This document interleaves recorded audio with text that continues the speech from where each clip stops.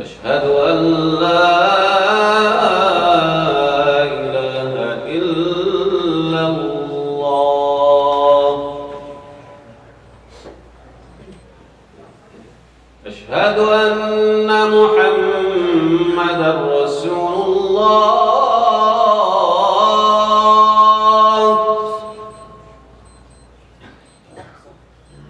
أشهد أن محمدا رسول الله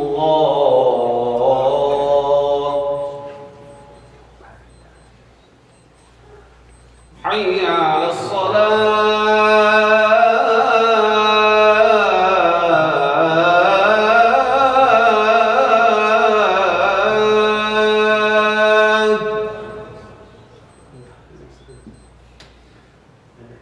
حي على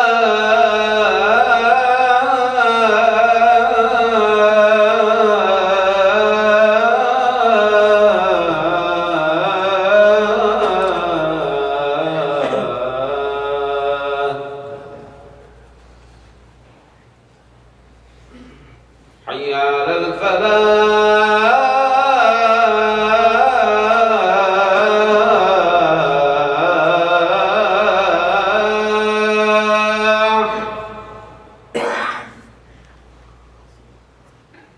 حي على الفلاح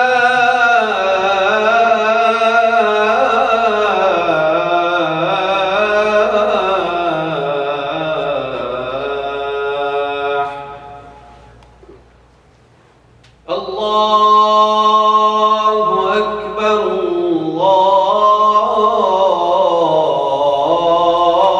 الله أكبر لا إله إلا الله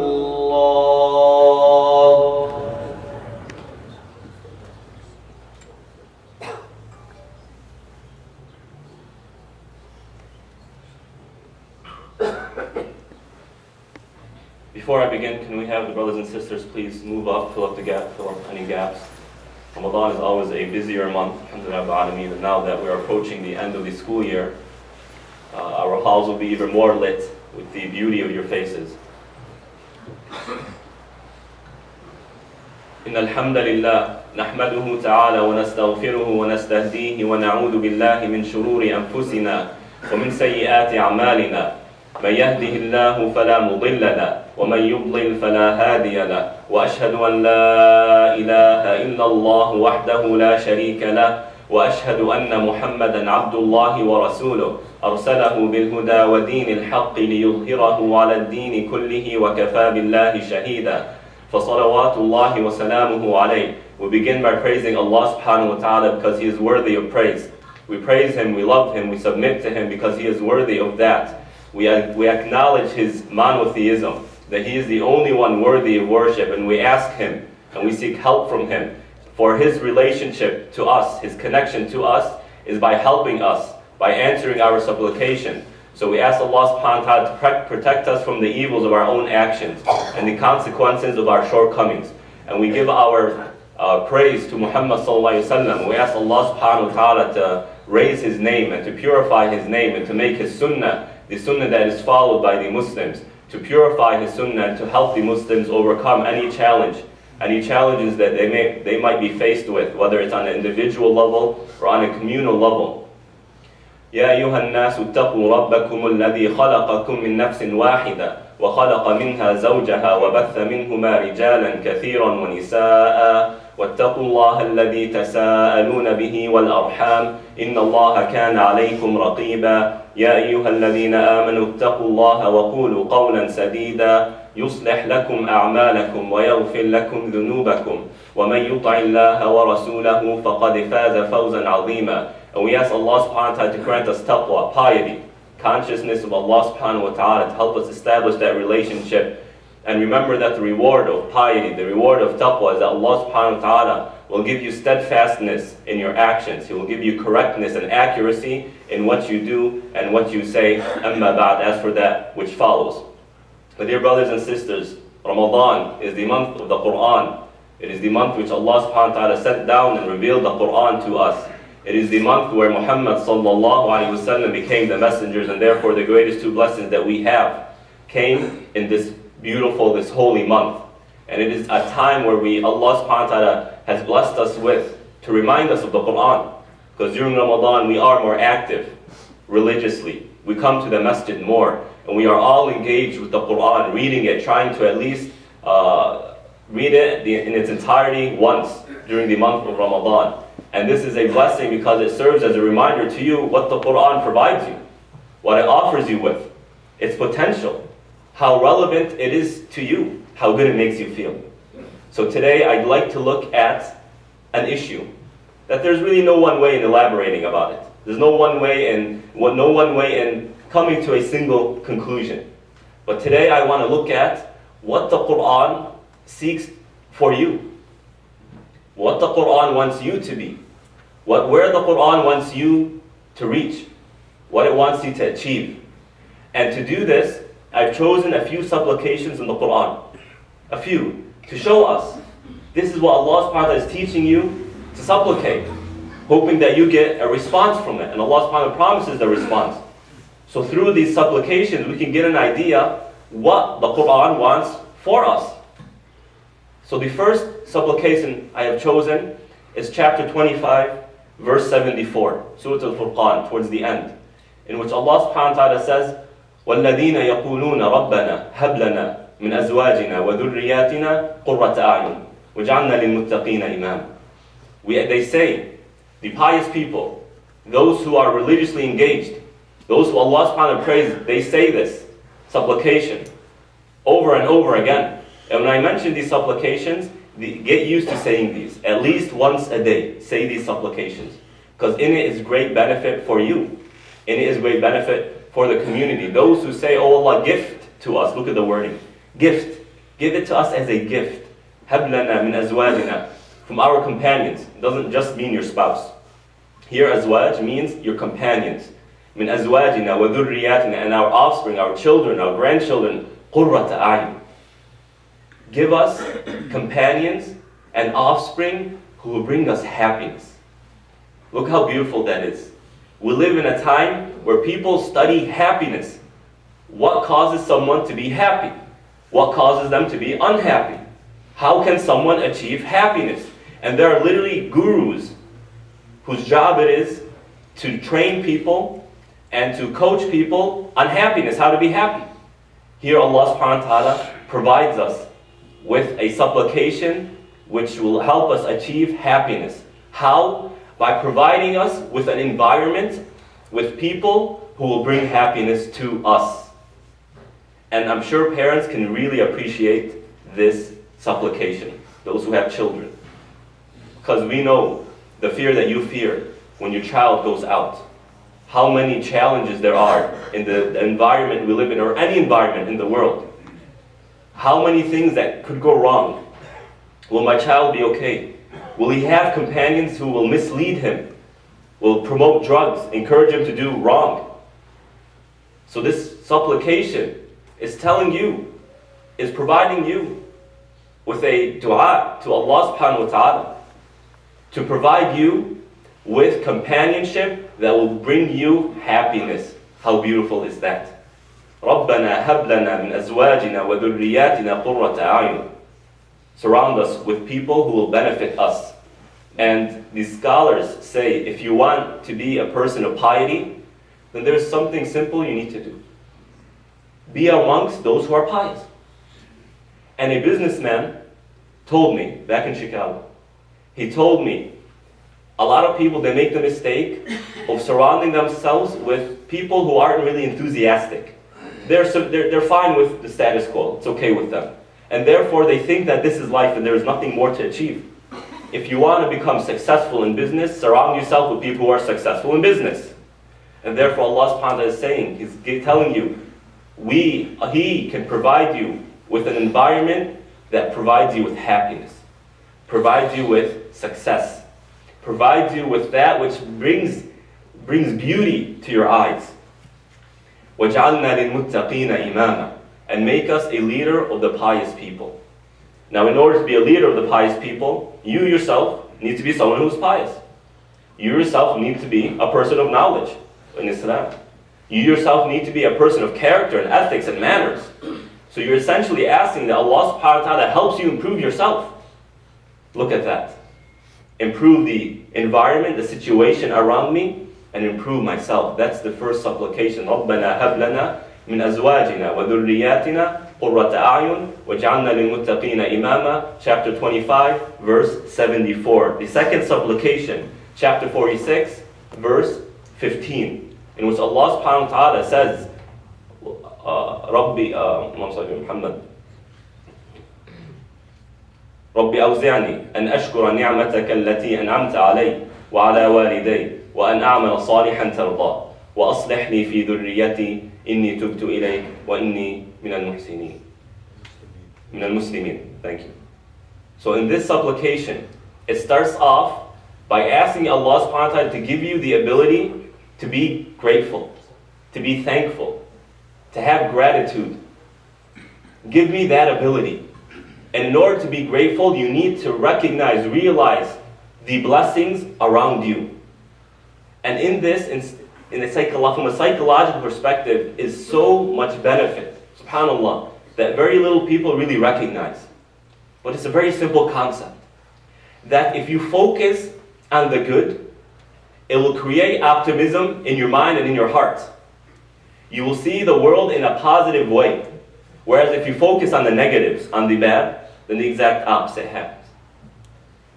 So in order to be thankful, you're asking Allah subhanahu wa ta'ala in this supplication to help you realize the blessings around you.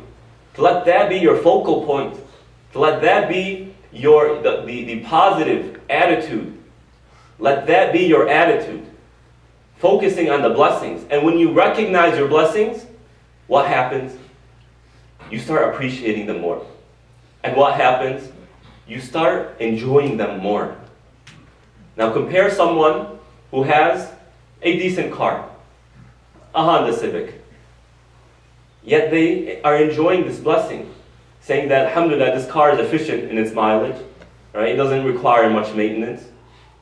And look at the people who don't have a car as good as mine. May Allah subhanahu wa ta'ala provide them something better. But I have something that is benefiting me. Now that person is enjoying their car. It is a blessing to them. Whereas someone who's always looking at that which they don't have. Oh, I don't have this. Or I wish I had that car. Or I wish I had this. They forget about the blessing that they have. And therefore it's as if they don't have it in the first place. They're always trying to seek something they don't have. So this supplication is telling you, it's teaching us. It's teaching us how to recognize. Give us the ability to recognize the blessings around us, so that we enjoy it more. And especially the blessings of parents. Recognize the blessings of parents. Now yes, not everyone has had a positive relationship with their parents. But in having a parent, both of them there in your life, is so much good. And studies show that children who grow up with a single parent, in a single parent home, are much more likely to develop psychological problems. So the fact that your parents were there, even if, again, the relationship wasn't as strong as you wanted it to be. Maybe your parent, especially I'm talking to the youth now, maybe they're not providing you with everything you need, but know that what they are providing you with far outweighs that which you are looking for. The fact that the father gets up and goes to work to spend on you is a great blessing, which you will recognize once you are in that situation. The fact that the mother is home waiting for you, or at least cares about you, thinks about you, is a great blessing. Because how many people really think about you? So the blessing of your parents, making sure that your relationship with them is always positive and always strong. Because as soon as that relationship deteriorates, the family deteriorates. And then society deteriorates after that. So this supplication is helping us form a society that is strong, that cares about one another.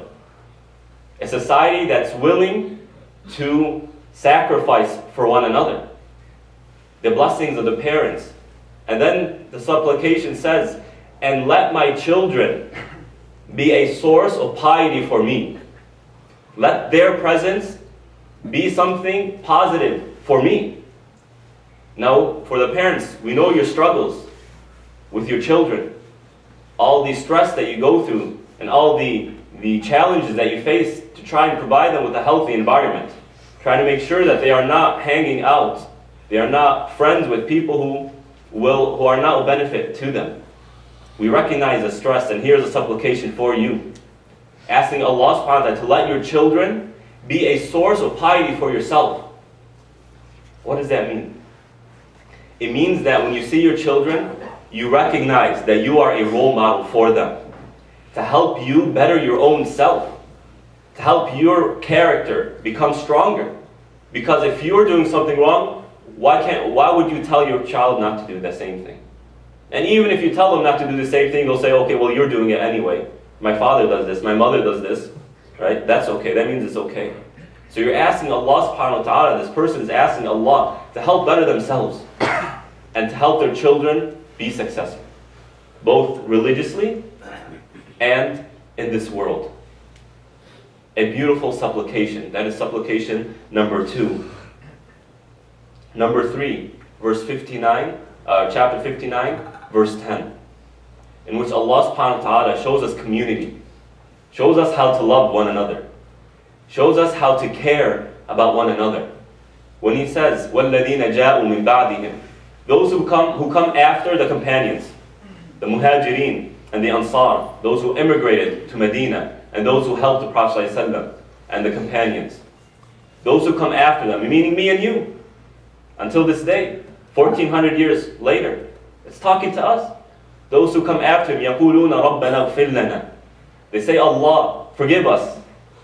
Forgive us, recognizing that we have shortcomings. Because when you realize that you are not perfect, you are able to excel. You're able to push yourself forward. Because if you think you're perfect, then what's there to change? So this verse is telling us, recognize that you have shortcomings. There are ways to improve yourself. There's still some work to be done. There's still some things to be done. اغفر لنا ولإخواننا الذين سبقونا بالإيمان, and forgive those who came before us. That connection, that we are connected to the people before us through our faith. We are connected to Muhammad sallallahu alaihi wasallam because we say La ilaha illallah, that we say that there's nothing worthy of worship except Allah. We are connected to the companions because they narrated our religion to us. They transmitted it to us. They sacrificed for us, and we are reaping from those fruits till this day. The feeling of community, that you belong to something. You are part of something. You are part of something greater than yourself. And you have something to contribute to that. And the scholar said, the righteous person is someone who supplicates this supplication, who says this consistently. If you want to be someone who is a good Muslim, then constantly say this dua. وَالَّذِينَ جَاءُوا مِن بَعْدِهِمْ يَقُولُونَ رَبَّنَا اغْفِرْ لَنَا وَلِإِخْوَانِنَا الَّذِينَ سَبَقُونَا بِالْإِيمَانِ وَلَا تَجْعَلْ فِي قُلُوبِنَا غِلًّا لِلَّذِينَ آمَنُوا, and purify our hearts from hatred towards the believers. Purify our hearts. So you're asking for the communal feeling. You're asking for a pure and loving heart. Because if there is no ill feeling towards your brothers and sisters, then what's going to come is good feeling, positive feelings toward them. So that when any Muslim is in help, you are willing, you are ready to help them with what much or what little you can. So Islam creates the environment for you. It puts you in a situation where everything caters to you and you cater to the rest of the community. It creates an environment that is positive, not negative. It creates an environment that's progressive, constructive, not destructive. This is what Islam is telling you. This is what the Quran is trying to get you to happiness, to success, to progression. Just through these supplications we can derive this. And know, my brothers and sisters, if we have a duty towards our community of Muslims, then we also have a duty towards our greater community, whether it's non-Muslim or Muslim. We have a duty towards them. Because Allah here tells us, they put action, they put efforts in benefiting others. That is an attribute of a Muslim. That is an attribute of a Muslim, that they are beneficial wherever they go. And the Quran tells us in Surah Maryam that Isa alayhi salam, Jesus said, when he was first born, وَجَعَلَنِي مُبَارَكًا أَيْنَمَا كُنْتَ. And Allah subhanahu wa ta'ala made me blessed wherever I am. And blessings is good, is a lot of good. So wherever Isa alayhi salam, wherever Jesus went, he was a source of good. And he is our role model. And therefore, we act the way he acted. Just like we act the way Muhammad sallallahu alaihi wasallam acted. And no doubt wherever Muhammad sallallahu alaihi wasallam went, then he brought blessings with him. Wherever his sunnah went, then blessings followed. Wherever the Quran resided, then blessings were formed. A society was created. Civilization developed. And you as a Muslim have a responsibility towards that. Wherever you are a source of positive outcome. You are someone who brings good to people. Wherever you are, they recognize that you are a Muslim, good comes with you. That is the attribute of a Muslim. Those who are beneficial, not just to themselves, but to others as well. And the final supplication I'd like to share with you, one that we all know. One that the Prophet ﷺ always said. Always said it. And if the Prophet ﷺ always said it, then we should always say it. رَبَّنَا آتِنَا فِي الدُّنْيَا حَسَنَةً وَفِي الْآخِرَةِ حَسَنَةً وَقِنَا عَذَابَ النَّارِ. O our Lord, provide us in this life good, and good in the next life, and protect us from the hellfire. Provide us with good whatever situation we are in. Provide us with good wherever we are, in this life or the next. Now, my dear brothers and sisters, when you look at these supplications, what is common between them? What is the Quran trying to get you to achieve? What is it? The Quran wants success for you. The Quran wants happiness for you. Allah subhanahu wa ta'ala wants this for you.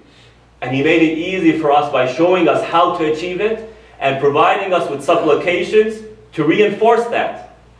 Because when you supplicate, my dear brothers and sisters, it's not simply you're just saying words and waiting for things to magically change.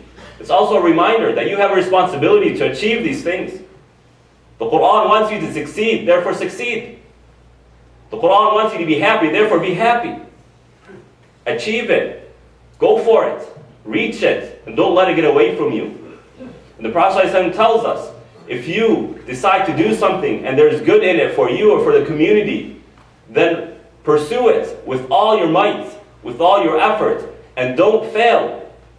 Do not fail. Out of encouragement, not as a threat. Do not fail. Encouraging you. This is what the Quran wants for you, my dear brothers and sisters. Therefore, when the Quran tells us to do something, remember that it wants us to succeed, and therefore Allah subhanahu wa ta'ala told us how to succeed. So when Allah says, وَأَقِيمُوا الصَّلَاةَ وَآتُوا الزَّكَاةَ, establish prayer and give your zakah, give your charity, know that in it is your success. In it is our success. In it is the success of the world. That's how we approach the Quran. That is how we approach the hadith, the sunnah. That it's trying to get us to succeed. And that's how we should understand it. Approach the Quran thinking, what does Allah want from me? Because in that is my success. In that is the success of my children. In that is my success in the next life. In that is my happiness. This is the Quran for you. This is how we should engage it. This is how we should connect to it. Remember, brothers and sisters, especially the youth, the Quran is always relevant. And no matter what your situation is, the Quran will make you succeed if you apply it. The Quran, when it tells you to do something, obligate something, or prohibits you for something, know that in it is your success. So we ask Allah subhanahu wa ta'ala to help us be successful, help us understand this point and internalize it. أقول قولي هذا وأستغفر الله لي ولكم.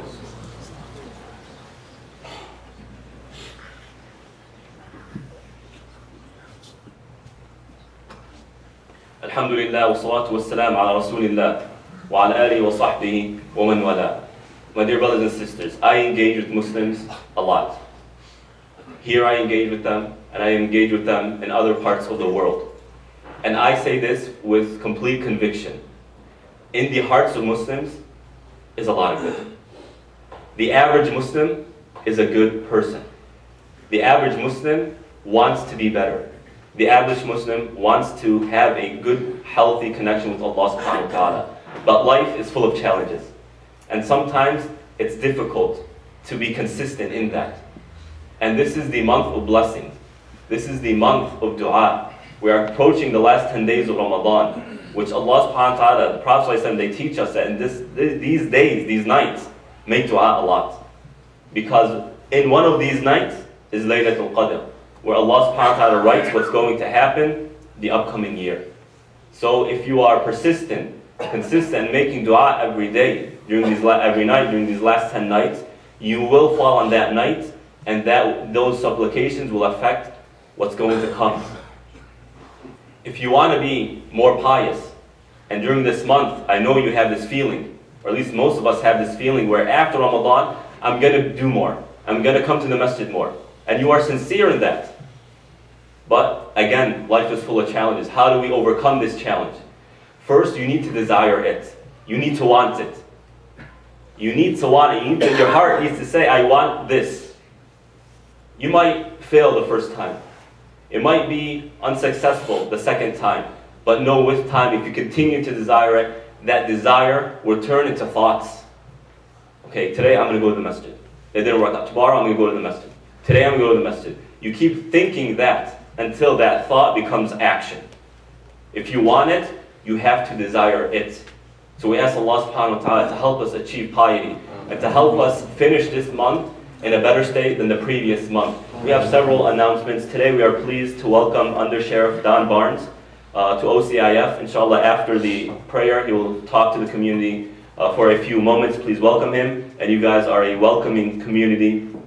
Sheriff Barnes has 29 years of law enforcement experience and has been very active in various nonprofits and the Sheriff's Interfaith Council. He frequently visits faith institutions, providing a link between law enforcement and the OC community. Make dua for Asra Ahsan and Khurshid. I don't know if this is Omar, this kind of, it's not very legible. Omar. And it doesn't say if they're ill or they passed away. So we ask Allah subhanahu wa ta'ala to bless these two individuals, whatever their state may be, and to always let their future be better than their past. Just a reminder for those in the MPR who are praying in the MPR, I constantly get complaints of people making noise and disruptions, specifically from the younger crowd. Know that during Friday prayer, it is obligatory to listen. You are not allowed to speak, right? You're not allowed to tell your companion, Assalamu alaikum. If someone enters and says Assalamu alaikum, do not respond. If they come and say, can you please, don't, try and fit yourself between someone and say, can you please move over? This is all not allowed, right? In order to receive the reward of Jum'ah prayer, you need to stay silent so long as the khatib is addressing you. You are allowed to interact with the khatib. So the khatib says, say, give salah to Muhammad sallallahu alaihi wasallam, then go ahead and do that, that's fine. If the khatib makes a supplication, say Ameen, that is fine as well. CARE, voter registration table is outside. CARE is visiting us. Please stop by. For those who registered to vote, just a reminder, the elections are coming June 5th, which is Tuesday, I believe. So if you are registered to vote, then vote, participate. As I was saying, these supplications teach communal understanding, communal thought, that you are not just your own person. You are part of a larger crowd. You are part of a society. And we also mentioned recognizing your blessings. We are very blessed to be here. I say that coming after living 7 years in another country. And for our uncles, the first generation of Muslims who immigrated here, you recognize this blessing. So protect that blessing by engaging in society. America works through democracy, and democracy requires its citizens to participate. So make sure you participate. Almost all Muslims are registered to vote, but very little actually go out and vote. Well, why not? We need to vote. Take it seriously. And these elections, this upcoming election, it's a quite crucial one. So we have no one to blame but ourselves. Encourage yourself. Make sure you go and vote. Take an hour out of your day and vote. Make sure you're participating in CARES outside for any questions. For those who haven't registered, then register from now so that when it's time to vote again, you're ready. The last 10 nights will start Monday morning, June 4th. So before Fajr, Monday morning, Qiyam will start 2:30 a.m. to 3:30 a.m., which will be followed by Suhoor and Fajr prayer. Starting Monday, Fajr will be at 4:30 a.m. The Khatim of the Quran, we will conclude the Quran on the 29th night of Ramadan, which will be Tuesday, June 12th during Taraweeh. So we will conclude the Quran June 12th during Taraweeh. For those who haven't paid Zakat al-Fitr, please do. Please do it ASAP so that we can organize its distribution and we can distribute it in its proper time. Also, we will be passing out pledges for the masjid. Donate monthly. Make sure that everyone here should have at least some contribution to the masjid on a monthly basis. Sadaqah jariyah. Sadaqah, charity that you are getting without even remembering that you're doing it. Whether you can pledge $20 a month, 50, 100, whatever you can do. As a community, if we all collectively donate together, then in it is a lot of blessings. And I remind you of the Prophet ﷺ when he praised the tribe of Ghafari, who, when the economy was kind of slow, what they would do is, as a community, they would put all of their money together, all of their food together, and they'll share it together. So the Prophet ﷺ said that I am one of them. This is part of my sunnah, to as a community come together and support one another. So please, everyone here should pledge to the masjid on a monthly basis, 20, 50, 100, whatever you can afford. And in that is great reward, inshallah. The weekend community iftar tickets will be sold, inshallah, outside after prayer, as well as after Taraweeh. We are looking for volunteers to help pack 1,500 hygiene kits. Please sign up at the office or the sign up sheet, which is on the table, I believe, between the bathrooms. OCIF's all-night Qiyam will be next Friday, June 8th. The theme is the beauty of paradise, which will start at 11:45 p.m. and go until Fajr prayer. We ask Allah subhanahu wa ta'ala to bless us in this life and the next life. Wa aqim as-salah.